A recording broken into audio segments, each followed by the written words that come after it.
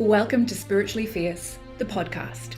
I am your host, Dr. Ricky Jane Adams, principal and founder of the Institute for Intuitive Intelligence and creator of the Spiritually Fierce movement.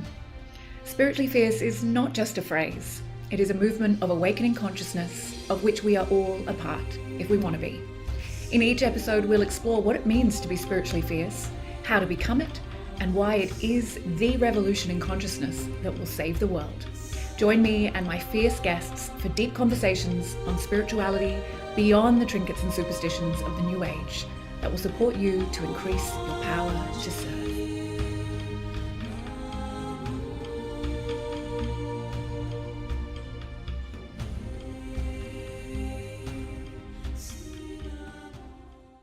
Welcome back, everyone, to Spiritually Fierce, the podcast. And I am a little starstruck and quite honored today to be spending time with Dr. Peta Stapleton, who I haven't met in person before, but I feel like I have because my mother has been a long-term student of yours, and also my dear friend Mitch Gainey, who is a colleague of yours and someone I know you've trained. So I feel like I've had a lot of your energy and influence in my life, including reading your book, and that has, been incredibly transformational. I follow you on social media. I see all your wonderful work. But for our audience, in case you don't know who Dr. Peta Stapleton is, I'm just going to make her feel a bit awkward by reading her bio out to you. Maybe just the highlights. I would always just start with, I was named the 2019 Psychologist of the Year. I'd just stop there, which is an incredible accolade. But you've got so many accolades, and that's quite far down the list. You are a registered clinical health psychologist and associate professor at Bond University, which is on the Gold Coast in Queensland. You embrace evidence-based and innovative techniques. You're a world-leading researcher in emotional freedom techniques, commonly known as tapping, and led a world-first world-leading research into tapping, being awarded the Harvey Baker Research Award for meticulous research, which I love because I think this is your whole thing, right? Is that you are leaving no stone unturned in ensuring that the doubters and the cynics can't say, not good science, which I really love. So thank you. You have authored The Science Behind Tapping, a proven stress management technique for mind and body, published by Hay House, no less, with the foreword by Joe Dispenza, no less, rock star of the spiritual science world. And that is the book that we're going to be focusing on today. Although I'm assuming as an academic, you are widely published. If I went on to do any kind of Google searches, I would find you heaps of references everywhere. But this is your first foray into, I guess, that commercial, popular world of writing. So welcome, Peter. Thank you. Thank you. Awkward moment over. Thank you. No, it is you. I mean, you're so incredibly experienced, and I'm guessing that's why you were the one they asked to write this book. But I want to begin with that question. How did The Science Behind Tapping come into being? Where did that begin? Okay. This is a story I probably haven't told too many people, and my connection to Joe Dispenza. So the story goes back in 2017 now. A girlfriend and I had started a conference company. We wanted to bring out speakers to Australia. This was obviously pre-pandemic, in the space of evidence-based techniques around mind and body, tapping, meditation, that type of thing. On our wish list was Joe Dispenza and a few other key people, of which all of them had said yes, except Joe. So girlfriend and I kind of let it go and sort of thought, okay, well, maybe, he's too busy, he's too big for our little event, that kind of thing. Anyway, 2 weeks before Christmas, we did get an email and his personal assistant said, you won't believe it, sorry, I haven't got back to you. He's in Perth the week before your conference and he has said yes, he will come over to the Gold Coast. And we're like, oh my goodness, there you go. Wow. So we're at the event. So we fast forward, we're at the event. It's the Sunday. Everyone was in individual workshops. Joe and I had just some time to get to know each other, having a coffee. And he turns to me in this moment and says, we don't know each other well at this point. And he says, you should write a book. And I start laughing and I go, what would I write a book on? And he goes, because he'd heard my keynote, I heard his. Yeah. He goes, the science behind how tapping works and things like that. I say, no one would read that book, Joe, like, seriously? And he laughs and he goes, no. People love the science behind self-help. Obviously, his has been in the meditation space. I said, I don't know. And he goes, no, leave it with me. I'm going to talk to Reed Tracy at Hay House when I go back to America. And I just laugh and let it go. And literally in my brain go, that's not actually going to happen. So I just sort of moved on. Anyway, I'm back in my office where I am now within the next month. And I get a phone call from the US and it's Reed Tracy on the phone. Oh my goodness. He says, so Joe Dispenza has, given me your number and I believe you want to write a book. And I say, I'm not joking. No, not really. And I just start laughing. And anyone that's heard Reed Tracy's voice in any of the programs, and he's just this Texan that kind of has this lovely drawl, and he just laughs back. He goes, no, we think this is a really good idea. I'm going to send you a contract. And he said, could you, just because you are an academic and you're right, I've got 100 publications in peer-reviewed journals, that level language, which are hard enough to write. And he says, can you just whip up something on the weekend and, just show us that you can actually write for a lay audience? I'm like, sure, okay. So I lock myself in the office that weekend, send them something. Anyway, so it then takes a couple of months for obviously this to all be formalized. And I take no action because I'm like, I'm not sitting down and writing anything when I don't think this thing's actually going to come true. And I'm flicking back through my journal. So I have my own goal setting kind of journals that every January I'll sit down and just my whole life, family, relationships, health, work, everything. And I'll just create some intentions. So they're not goals, but they're intentions. And I'm not necessarily, look, every year about 80% of them come true, but I don't beat myself up if they don't, but they give me a framework. I flicked back through just to see what I'd written in the years earlier, and 18 months earlier, in January of 2015, 16, I wrote, I would like a 4-book publishing contract with Hay House. And I told that story once. Oh my! And I was dumbfounded because I literally forgot. Oh golly! And I said, I set this in motion myself. This is my. So, and it was so easy. I mean, in the sense, we'll get to the part of the actual writing, but literally, for Joe to sort of just unexpectedly even be available to be at your event, to hear your keynote and then go, you know what, this is what you should do. Like, you could not have more effortlessly created that opportunity. And I, applaud you. And I don't know how I did it because there was a whole part of me resisting. And I said to Joe on that day with the coffee, and we've since talked about it since, I said, if I end up writing a book, you have to write the foreword. And he goes, deal. So oh my goodness. That's how that happened. We went on, our team here at Bond University have gone on to do some of Joe's analysis of his EEG, and we've created a really lovely working relationship now where I do consult for their company as well. So we've been able to give back to him by, analysing and publishing in academic journals what he needed around the brain changes that occur with meditation. So that's how Joe Dispenza. So when it came time for him to obviously write the foreword, he was flying a long haul flight somewhere. And he ended up tapping on this flight and ends up writing the foreword, and our listeners can go and read that, where he's like, yeah, this thing's amazing. So anyway, that's the side issue.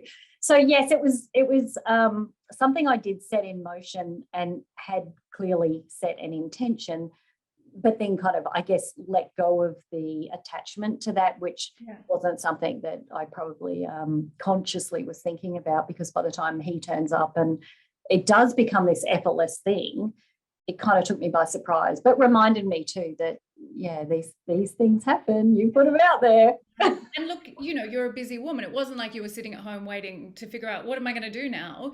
You had, obviously active research going on. You are an ASPRO, so you're teaching. I'm assuming there's a big workload just as your academic role, on top of then running conferences where you bring in keynotes. So your life was already full. You weren't looking to then produce this massive, text. So how did you find let's down to brass tacks. How did you find time in that schedule? Contract comes back that I'm guessing they said, sure, you can write, let's go. Yes. What did you have to do to make that Herculean task possible on top of everything else you were already doing? Yes, so part of the early process for the contract to actually come about was to kind of craft out, what do I think this would look like in a table of contents? So that was kind of a nice skeleton. And then hand on heart, my superpower is organizational ability. So it's not difficult for me to then sort of sit down and I'm efficient and kind of go, all right, well, that's when I'll write. I have 2 teenage daughters, actually one's just turned an adult. So I'm conscious of not eating into family time. So I was able to kind of make that in my diary. That wasn't the hard part for me. So it wasn't sort of that part of sitting down and going, when will I find time? Because, want something done, ask a busy person kind of mantra. So that part was okay. Yeah. But then the part came, which was probably the hurdle, where I was like, okay, and I felt a great responsibility to do justice to this topic given the field. And that probably weighed on me more than people realize, that I actually didn't feel like I was the person that should write this book. I had a different colleague in mind that I felt should have been the person to write this book. So I used the technique I wrote about, and I did do tapping myself on that great responsibility. Kind of felt this weight that, what if I'm not going to do due diligence here? What if I'm not going to, say the right things and someone's going to criticize it, that kind of thing. So I tapped on those kind of things. And how I found it coming out was I couldn't find the sweet spot between the language of taking these academic papers that I needed to show had evidence behind them, and think about, a person out there that's not an academic or even a licensed healthcare professional reading it going, I don't understand this, or what does this mean? And I couldn't find the sweet spot, which told me there was something going on in me. Mm-hmm. So I was tapping my whole way through it, talking my girlfriend that, owns Mind Heart Connect with me, the company, working through this, that kind of thing, and eventually sort of found what I thought, and the feedback since the book came out has obviously reinforced that, I found the sweet spot. And part of that was also including client stories throughout that process, so that there was a human element of all the people that have been in these trials and what was their story. So it started to come together. Obviously, you have deadlines with these things. So you do have deadlines of when manuscripts have to be handed in and things like that. And somewhere just before the deadline, I hit my second hurdle.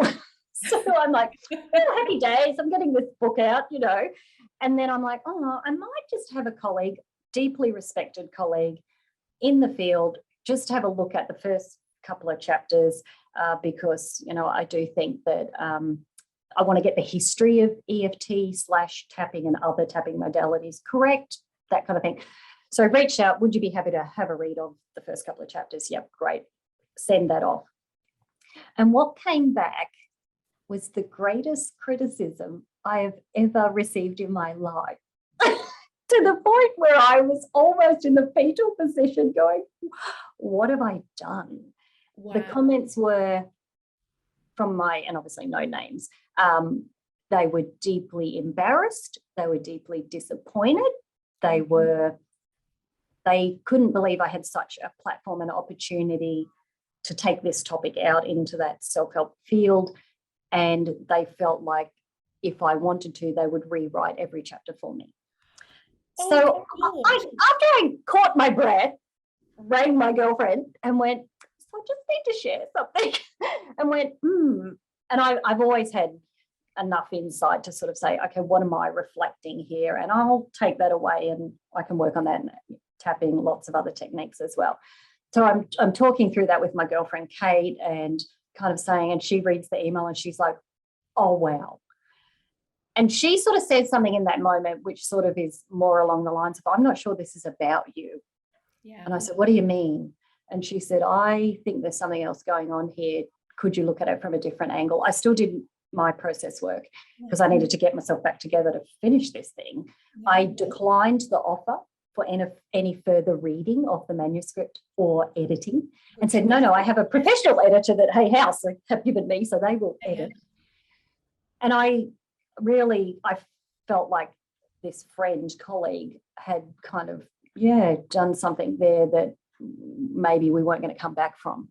Now, I went off and did my own work. Don't know that that person did, but we since have now a good working relationship, and obviously it hasn't had a negative impact there. But it was a really interesting process to go through, because I think everyone perhaps thinks, that, oh, yes, you do all the research and you've got the Hay House contract. And I'm like, oh, no, I still go through things. Yeah. And that's why I do like to share this and kind of go, no, but I always do want to come back to, I practice what I preach or what I write about. And I use the very technique I was writing about to process some of that along the way. And then, of course, by the time the book comes out, and we've just had the paperback release after the hard copy sales in the US, which is fantastic, because obviously it's still selling, and get the emails and get the feedback and things now that a second book has been written. So I can share the next phase of the journey that's coming out. So really interesting process, certainly not smooth sailing, but it is about when those blocks come up, what are you going to do in that moment? So I love that. And there's so much in that I think is really vital to the writerly process generally. And part of that is being really selective about the voices that you invite to offer you in. Now, you chose someone who seemed like a great obvious choice, and perhaps they were because they allowed you to meet perhaps your worst fear, which was someone would say exactly what that person said to you, and you had to okay, I'm going to work with this now. So in a way, it was sort of like a safety net, because it wasn't when it was in public that you had that processing. But making those really discerning choices about who do I want to influence this writing, and I think it can be easy to just put it into other people's hands, and ultimately how do you have to come back to yourself, as you say. You have to test this. Ultimately, I'm the last port of call with this. A really compelling story, and I'm grateful for you sharing that, because it's also okay to acknowledge that not everybody is the right audience for that book. That person is an academic who does not need this publicly, layperson book. How did you hit the sweet spot then? Did you imagine who that ideal reader was, or were you given a brief by Hay House, or how did you hit that? Yeah, no, not so much. That's up to the author to create that ideal audience. Obviously, we do know the Hay House audience and what they kind of are interested in. What I did do was I actually pinched, and I know that she's perfectly okay with this, one of Jessica Ortner's ideas when she's written her books. So she actually, and this is even more kind of, goosebumpy, she produces her book cover well and truly before the book has been written. So she just dummies up like in Canva or a graphic program. So I did the same. So I actually came up with colors, just sort of, and then I framed it and it sat on my desk. So I was looking at my title, my name, a quote on the top of it, bits and pieces like that, had the Hay House symbol on it. And I used to, and both my girls, my husband would walk in and go, oh, she's talking to the book again, So it's on my desk, and I still have it framed to this day. And I'll send you a photo after this. But I used to look at the book and then think about the person that was holding that book, and any meditations I might have been doing around the same time. Imagine the book going out and reaching the right hands of the book when it came out. And I'm not joking, when the graphic designer sent me the cover, because the author actually doesn't really get much say, particularly if you're a first author with Hay House, they come up with what they know color-wise is going to sell it and be attractive. Exact same colors, same font as what I'd chosen. My name, the quote was different because it was Joe Dispenza versus someone else, but that didn't matter. The Hay House logo, and I actually took a photo of my after it had come out, just to show my kind of followers and community. Here's the one I dummied up. Thanks, Jess. You gave me that idea. Here's the one that came out. Have a look at the similarities. And I would recommend that to any writer out there. Imagine, so that you can, Jessica sticks hers up in the bath, and when she lies in the bath, she talks to people. Mine's in my office. I think it's such a fabulous idea to make it come real, that gives you, that opportunity to imagine who will read this. I love that. And it makes me feel comforted, because I always start with the cover, and I've had the cover for my next book for a lot longer than I've had the book. The book's almost there now, but I sometimes was critical of myself I was like, oh, you're being vain because you're doing the cover first, and I self-published. But I love what you've said, because you're right. It anchors me into, this is real, this is happening, and and I can then imagine it, because my designer will do that little mock-up so it looks like a book already, and it brings it into sharp focus, especially when those times are potentially hard. So thank you. I think that's gold for writers to really own that. And there's so much that you've shared. I would love to know, because a lot of us will never be published by Hay House. What happens when it's published then? And what happened for you? It's now out there in the world. Do they say press jump? Like what happened? Like get your own like Oprah show? Like what happened? Yes, what happens? I think we're in a very different publishing world than what we would have been 10, 20 years ago. So very much everything at the moment does center around social media and your own kind of ability as an author. And that is part of Hay House's process as well these days, that a lot of the self-promotion around the book does fall back on the author, including if somebody had the ability to perhaps do book tours, and we certainly did do those around different states of Australia. They are driven by the author.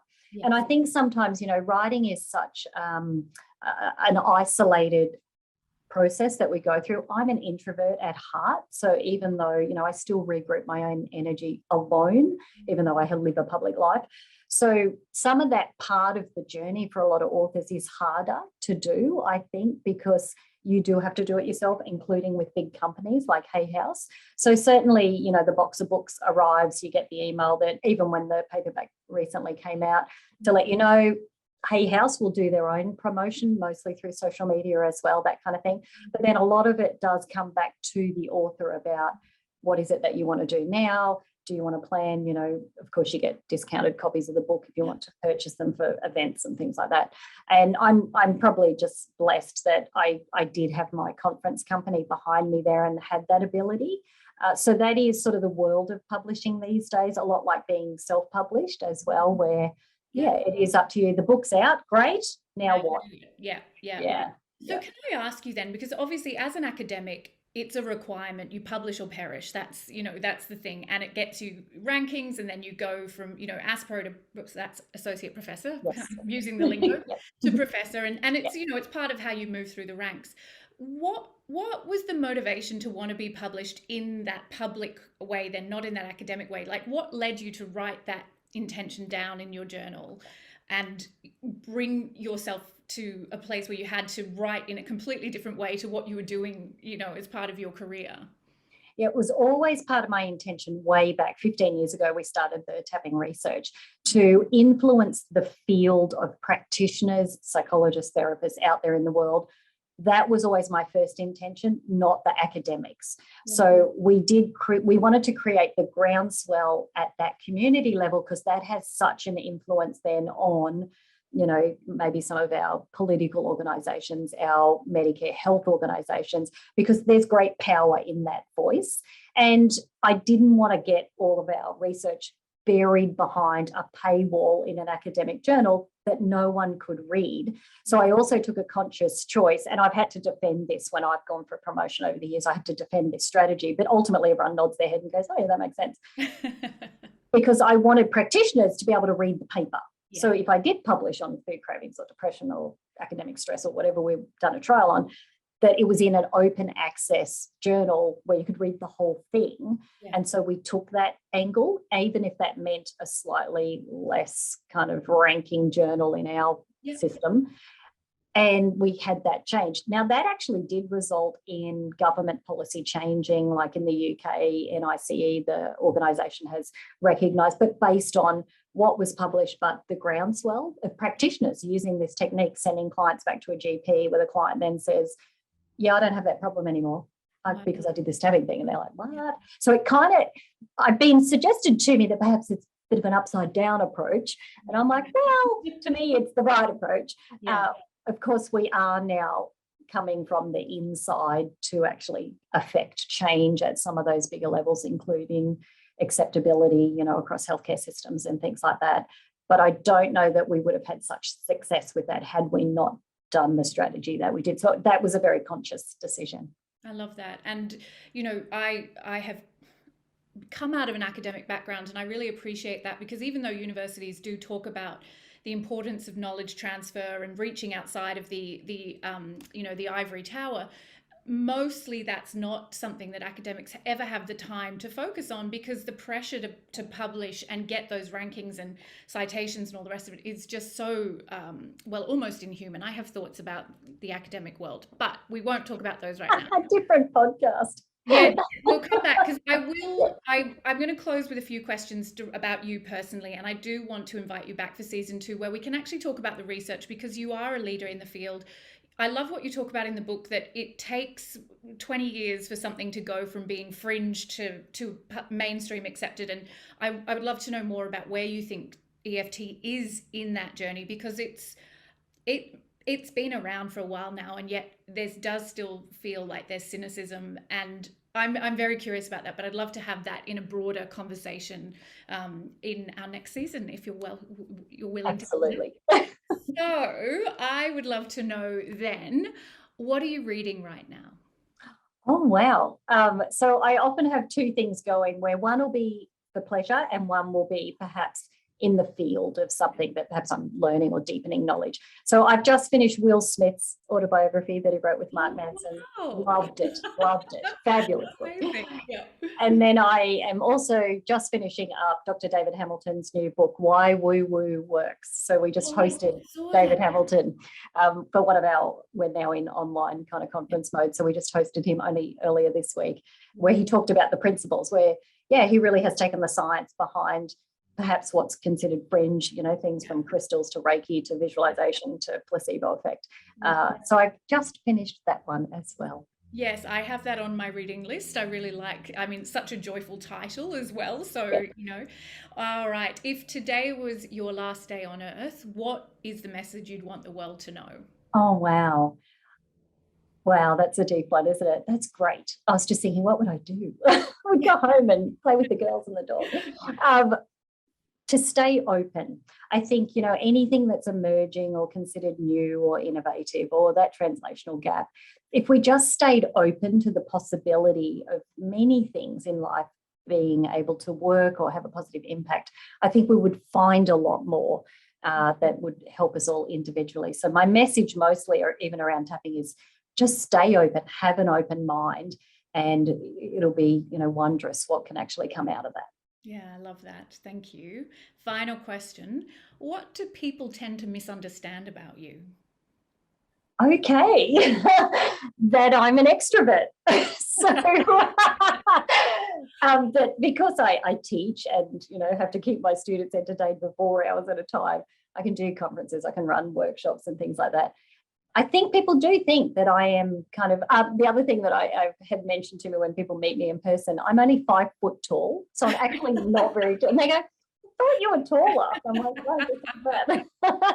I'm an introvert at heart. So I'm not shy anymore like I used to be as a small child. And I think tapping absolutely has been the best regulation exercise for that over 20 years of my life. But that I'm still an introvert, and I still like my quiet alone time. And even though I live that other kind of life, it's just one part of me. Yeah. Oh, I love that. Thank you so much, Dr. Peta Stapleton, for your time. I know you are an abundantly scheduled woman and have a lot going on in the world. We're so excited to share this with our audience, and I can't wait for the next book. Does it have a title? Do we get a little preview? Yes, absolutely. So somewhere in 2022, it is about how to use tapping to improve all types of memory. So we are looking from little children, starting school, teenagers, right through to dementia. So it's a tapping plan to improve memory. Wow, amazing. And that will be coming out this year. Yes. Brilliant. We will stay tuned for it. And of course, we'll share all the links so everyone can find your current book, The Science Behind Tapping, and of course, all your other social medias, because you do share so many great resources. I'm always excited by the links you share. Thank you. And we'll have you back. My absolute pleasure. Thank you.